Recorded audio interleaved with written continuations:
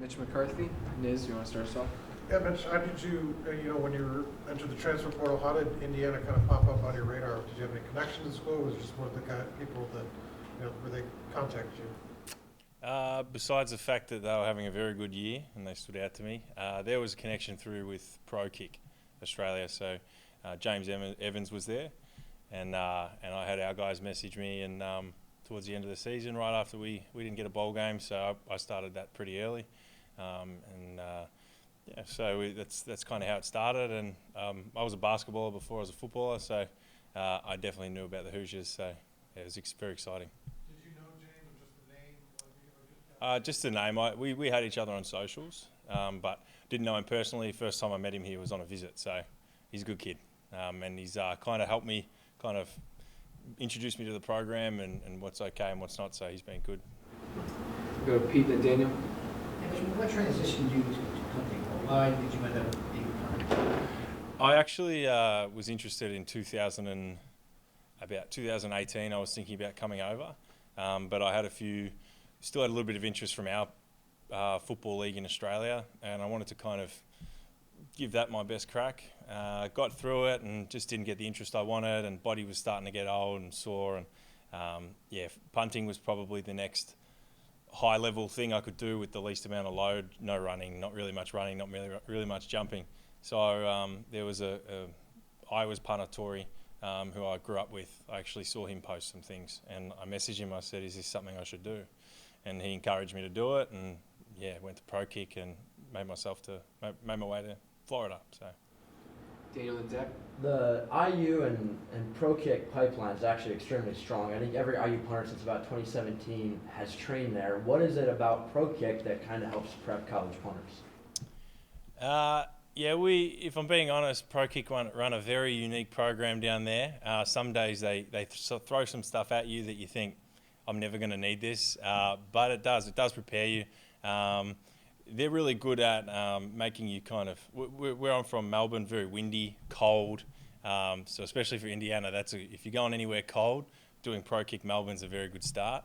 But yeah, they've sent so many people over. They know what it takes to get here and be successful. Holding, kicking, and Nathan Chapman down there is a very good coach at that stuff. So it was good. Zach and Niz. You mentioned you played basketball before football. What kind of led to that decision to transition to football? What made you fall in love with football? I was a bit homesick, so I was over here in 2015 at a high school in California.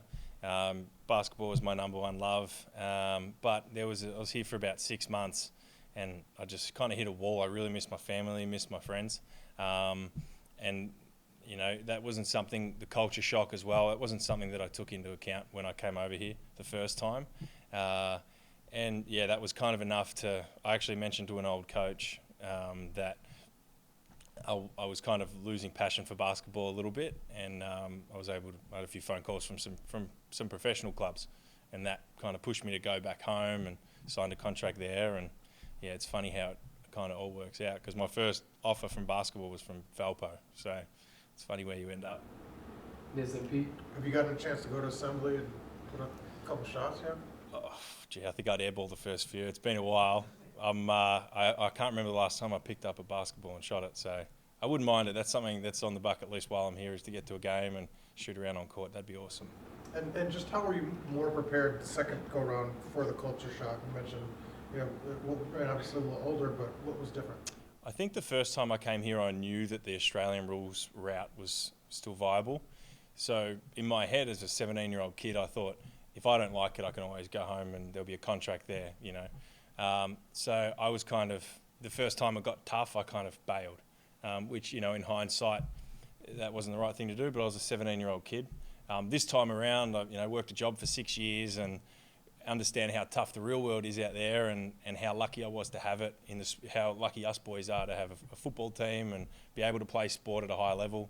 And this time coming around, I just had the knowledge and the wisdom that comes with 6 years. It sounds funny working a real job, I grabbed it with two hands. So I was a courier for a plumbing company for a few years, and then did disability support work for a couple there. So. Pete and Zach. I'm curious, how far can you kick? can you punt? And then what is the key to consistency?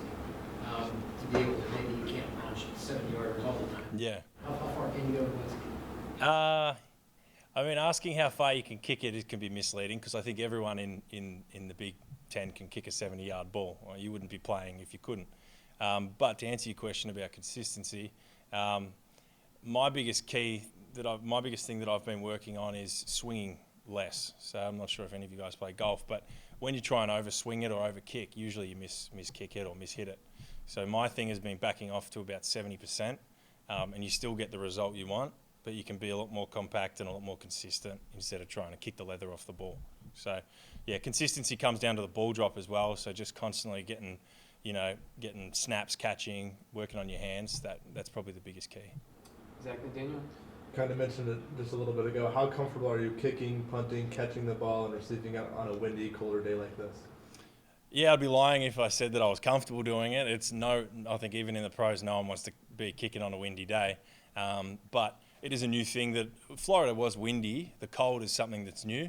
So I think it's about combining those two. And like today was probably 40-mile-an-hour winds, so it was good to get some reps out there. But yeah, I'm working on that. That's something that I'll be ready to take with two hands when the season starts. So. And then Daniel, last one. At Pro Kick, I want to say you mentioned that you had some times where it would kind of seem like a irrelevant, Yeah. task. Or is there an example you've had here where maybe a drill you thought then was not important at all that's actually proved pretty significant for you?